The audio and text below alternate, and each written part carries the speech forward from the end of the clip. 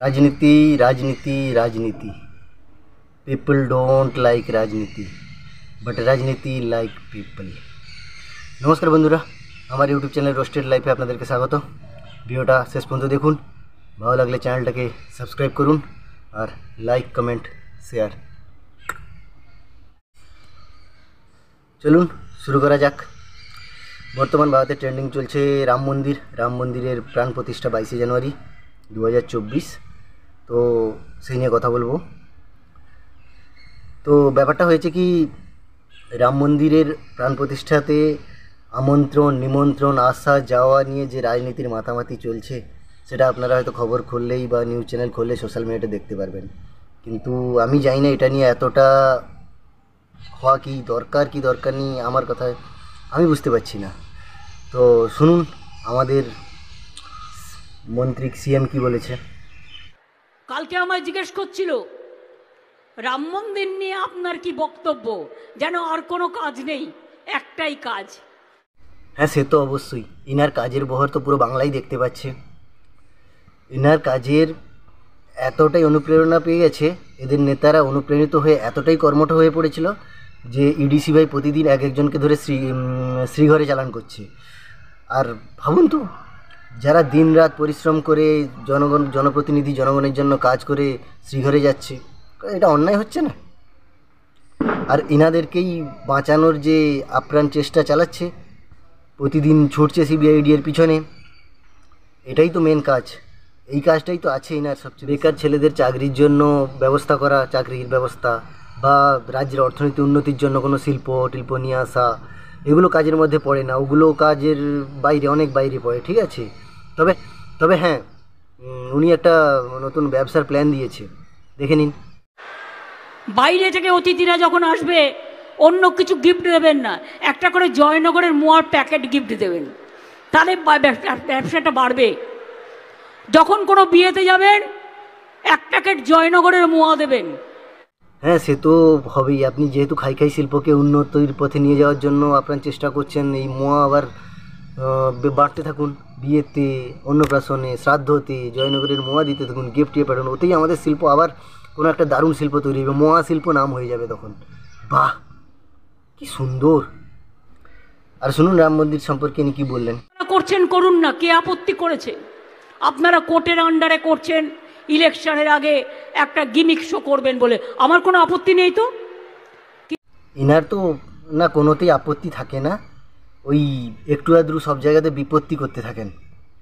আর কি যেন gimmick show, আমি ইভিনিং শো, ম্যাটিনি শো, নুন শো, কমেডি শো, যেটা ওনার ভাষণের সময় হয়, জোকার শো, সার্কাস শো, এগুলো শুনেছি। বাট এই শোটা আমি গুগলে সার্চও করলাম, অনেক জায়গায় খুঁজে দেখলাম, এর আমি মিনিংটা খুঁজে পাইনি। আপনারা যদি পান না এই গিমিক শোর মানেটা, আমাকে জাস্ট একবার কমেন্টে জানাবেন প্লিজ।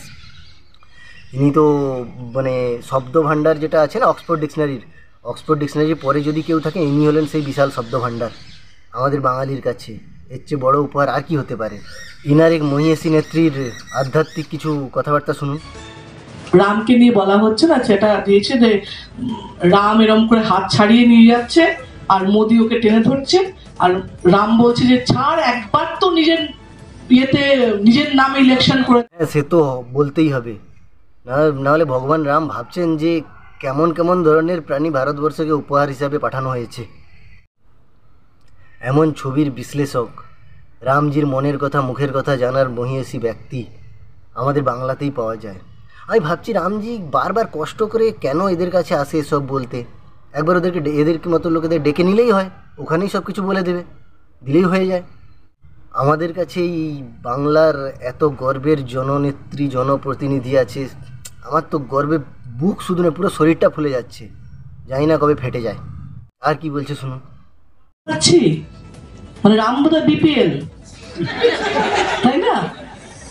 আমরা বিপিএল এর কার্ডে বাড়ি দিচ্ছি, রামকেও আমরা বিপিএল এর কার্ডে বাড়ি দিচ্ছি। এবার রামের ছেলে যদি লবকুশকে একটা করে দেওয়া যায়, তাহলে একটা পূরণ হবে।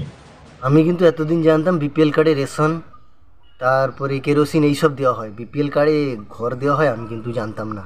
আপনি জানেন? প্লিজ আমার নামটা নথিভুক্ত করে দিবেন প্লিজ। আর আপনি যদি না জানেন তাহলে বলে দিলাম এই জননেত্রী, জনপ্রতিনিধির কথা, ঠিক আছে, দেখুন খোঁজ নিয়ে আপনি নিজের আশেপাশে এলাকায় কোথায় চলছে এই বিপিএল কার্ডে ঘর পাওয়ার ব্যবস্থা। আবার এনার বক্তব্যে শুনুন না কি বলছে, ছেলে মেয়েদেরও বিপিএল কার্ডে দেওয়া হচ্ছে। আপনার লাগবে নাকি ছেলে মেয়ে? জানি না, আমি কতটা সত্যি জানি না। ইনি নাকি ওই রামজির এতে বিপিএল কার্ডে লব কুশকেও দেবেন, এইরকম টাইপের কি একটা মন্তব্য করেছেন। তো আপনার যদি ছেলে মেয়ের সমস্যায় বা আদার্স কিছুতে ভুগছেন তো একবার এনার সঙ্গে দেখা করুন বা খবর নিন, বিপিএল কার্ডেতে ছেলে মেয়েদেরও দেওয়া হচ্ছে। আপনার লাগবে যদি দেখে নিন, তবে খবরের সত্যতা আমি কিন্তু যাচাই করিনি, সেটা আপনাদেরকে দেখে নিতে হবে। আশেপাশের সাইবার ক্যাফেটাতে গিয়ে দেখুন কোথায় ফর্ম ফিল আপ চলছে এইসবের জন্য। এই বিপিএল কার্ডে ঘর, বিপিএল কার্ডে ছেলে মেয়ে পাওয়া যাচ্ছে। পারি, আমার বাংলা সব পারি। গুড। এ তো গেল বাংলার কথা। আমাদের দেশের অন্য রাজ্যের মন্ত্রীর কথাটা একবার শুনুন। सिर्फ 22 तारीख से काम नहीं चलेगा। 22 तारीख को वैसे लोग आवे, पति और पत्नी मिलकर वहाँ भगवान राम सीता का कल्याण करें, उनसे जाके आशीर्वाद लें। अगर बिना सीता के चले गए ना तो उनका भी कल्याण होने वाला नहीं है 2024। কথাটা তো ঠিক। একবার একা বউ ছাড়া অযোধ্যায় ঘুরতে গিয়ে দেখুন, বাড়ি গিয়ে বউ যদি নিয়ে একটা ঠ্যাং ভেঙে হাতে ধরিয়ে দেয় তো বলবেন কথাটা উনি ভুল বলেননি। আমি ভাবছি দেশে এত প্রতিভা কোথায় লুকিয়ে আছে, এত প্রতিভাবান আমাদের দেশ। আমি ভাবছি কোনোদিন ভারত নতুন একটা এত প্রতিভা নিয়ে নতুন একটা পৃথিবী না লঞ্চ করে নেয়। তবে এই রাম মন্দিরের প্রাণ প্রতিষ্ঠা অনুষ্ঠানে নিমন্ত্রণ করাটা কেন হচ্ছে আমি সেটা ঠিক বুঝতে পারছি না। আপনার বুঝতে পারলে জানাবেন তো। এ এক মন্ত্রী। और भगवान जिसको बुलाएंगे वो अपने आप दौड़ा चला जाएगा। और ये भी सही है कि भगवान किसको कब बुला ले ये भी किसी को नहीं पता। তবে এদের ভয় নেই, কারণ ভগবান এদেরকে ডাকবে না। এরা এতটাই কুকীর্তি করেছে, এদের কীর্তিকলা মানুষের আস্থা নিয়ে, মানুষের বিশ্বাস নিয়ে, মানুষকে নিয়ে রাজনীতি যেভাবে করেছে, খেলা করেছে, ভগবান এদেরকে কখনো ডাকবে না। তবে কোনো রাক্ষস প্রজাতি যদি থাকে কখনো ডাকার, তো অবশ্যই ডাকবে ওরা, তখন এদেরকে নিয়ে যাবে ওখানে।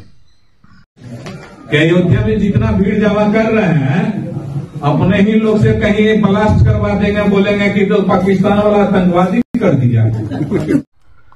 আর এই অনেক রাজনীতিবিদরা এরকমও কমেন্ট করেছে যে এই সময় ডেকেছে ওইখানে নিজেদের দলের কাউকে দিয়ে বোম ব্লাস্ট করে। আরে মানুষের জীবনের নিয়ে এরকমভাবে কথাবার্তা কেন বলেন? কেন দাঙ্গা হাঙ্গামার জন্য সবসময় লেগে আছে বলুন তো? রাজনীতির নোংরা খেলাটা কেন চলছে?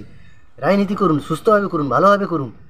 এই রাজনীতির নোংরা খেলাটা বন্ধ করুন। যেভাবে আমাদের দেশে এই রাম মন্দির প্রতিষ্ঠানে রাজনীতিটা চলছে না, এটা সত্যি মানে খুব দুঃখের বিষয় এটা। তো যাই হোক, এই রাম মন্দির আমাদের কাছে ধর্ম ফর্ম যে যাই করুক, আপনি নিজের ধর্ম করুন, সে তার ধর্ম করুন, সেটা বড় কথা নয়। ওটা একটা, আমি যদি ধারণা ধরি, একটা আমাদের স্থাপত্য একটা ভাস্কর্যের মধ্যে পড়ে, একটা আশ্চর্যর মতো মধ্যে পড়ে যায়, ঠিক আছে? ওটাকে নিয়ে এভাবে কেউ নিমন্ত্রণ করলে যাব, কেউ নিমন্ত্রণ করলে যাব না, এইরকম যে রাজনীতির নোংরা খেলাটা চলছে, আমি সত্যি একজন ভারতীয় হিসেবে এটা আমি পছন্দ করি না। হ্যাঁ, অবশ্যই আপনার মনে শ্রদ্ধা থাকলে আপনি যান, আপনার মনে শ্রদ্ধা না থাকলে আপনি যান না।